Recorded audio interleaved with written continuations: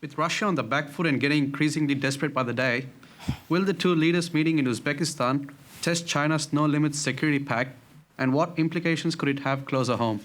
Ruth, those two leaders being Vladimir Putin and Xi Jinping, who've described each other as best friends and signed this no-limits pact. What does this meeting symbolise?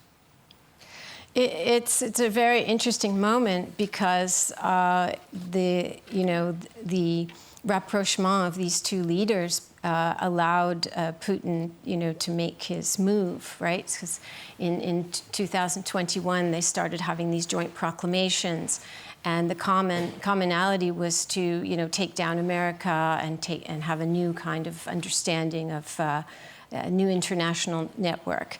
And it's very dramatic because, of course, the war did not go as Vladimir Putin planned, and it's actually a classic case of autocratic backfire.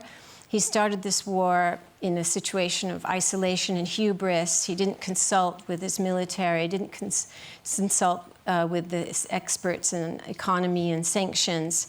And it's revealed to the world the hollowness of autocracy. The military is ravaged by corruption. What about that particular relationship and the strengths of those bonds? Are we seeing a new axis here being formed between China and Russia? Although they're very different, they've had their own tensions in the past, and they're very different figures. Yeah. Vladimir Putin seems to be attracted to chaos, and Xi Jinping fears what chaos could bring. What is the future of that?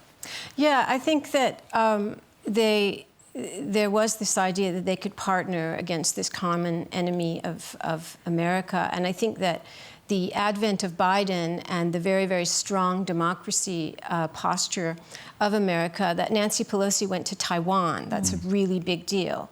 After the relative ease they had in the Trump years brought them together, but autocrats are 100% transactional beings, and so they're best friends until they're not best friends.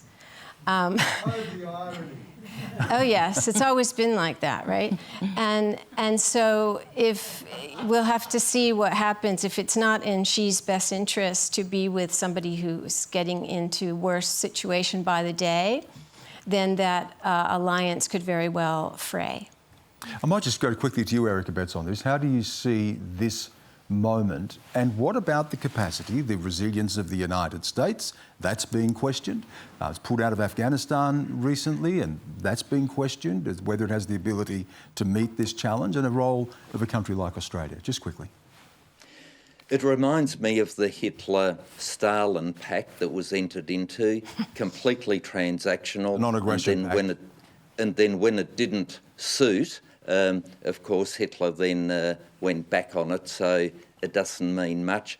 The coming together, however, is not only anti-American, it is anti-Western. It is anti the democracies, and that is why Nancy Pelosi's visit to Taiwan was so very important, and why it's so important for all the freedom-loving countries of the world to get behind Ukraine, to get behind Taiwan, and let these, for all intents and purposes, dictators know that those of us that love freedom will stick together and work and, if need be, fight for those freedoms to be maintained.